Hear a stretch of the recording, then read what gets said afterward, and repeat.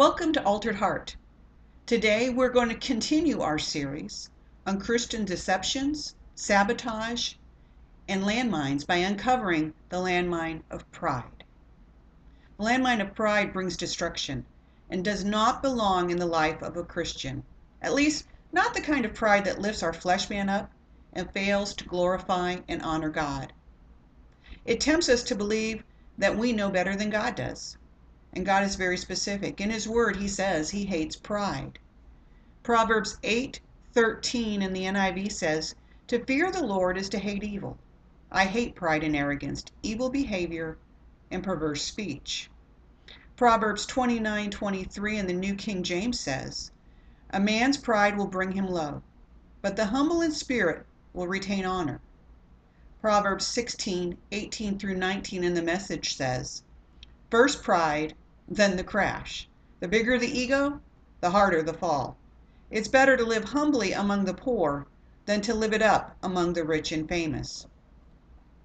Why do we think pride is one of Satan's specialties, one of his favorite landmines? Because it's really the characteristic that best describes him. It was the reason he was tossed out of heaven. The landmine of pride can be disguised in many ways. Pride can be seen as arrogance, conceit, self-promotion, self-absorption, a spirit of rebellion, bragging, the inability to receive a compliment or gift, refusal to listen to the advice of others, lack of submission to those in authority, and even low self-esteem. When I think of pride, I think of King Nebuchadnezzar and Daniel. In Daniel chapter 4 is the account of the king's second dream, a dream of a tall tree reaching into the heavens, whose leaves were lovely, fruit abundant, and in whose branches the birds of the heavens had their home. Daniel interprets the dream, and in verse 22 of chapter 4, he tells the king, "It is you, O king, who have grown and become strong, for your greatness has grown and reaches to the heavens, and your dominion to the end of the earth." But the dream goes on, and the tree is chopped down and destroyed, leaving only the stump and the roots. Daniel proceeds to tell the king he is the tree, and counsels him in verse 27, saying, "Therefore, O king, let my advice be acceptable to you. Break off your sins by being righteous, and your iniquities by showing mercy to the poor. Perhaps there may be a lengthening of your prosperity." But in Daniel 4:28 through 33, we read about Nebuchadnezzar's humiliation. All this came upon King Nebuchadnezzar at the end of 12 months. He was walking about the royal palace of Babylon. The king spoke, saying, "Is this not the great Babylon that I have built for a royal dwelling by my mighty power and for the honor of my majesty?" While the word was still in the king's mouth, a voice fell from heaven.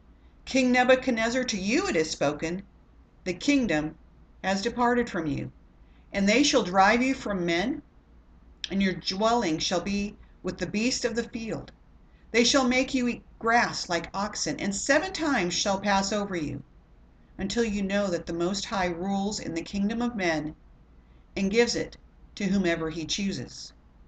That very hour the word was fulfilled concerning Nebuchadnezzar. He was driven from men and ate grass like oxen. His body was wet with the dew of heaven, till his hair had grown like eagle's feathers, and his nails like birds' claws. Daniel 4:37 shares Nebuchadnezzar's response.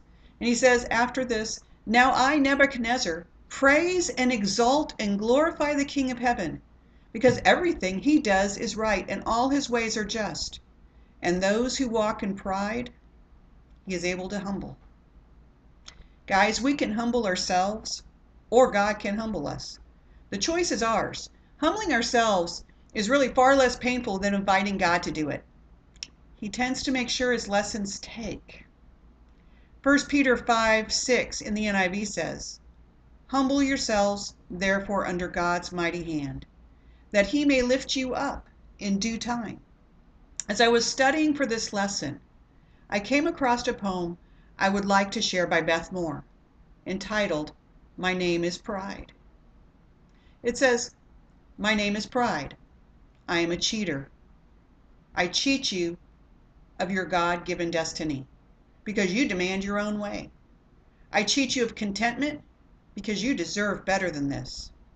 I cheat you of knowledge because you already know it all. I cheat you of healing because you are too full of you to forgive.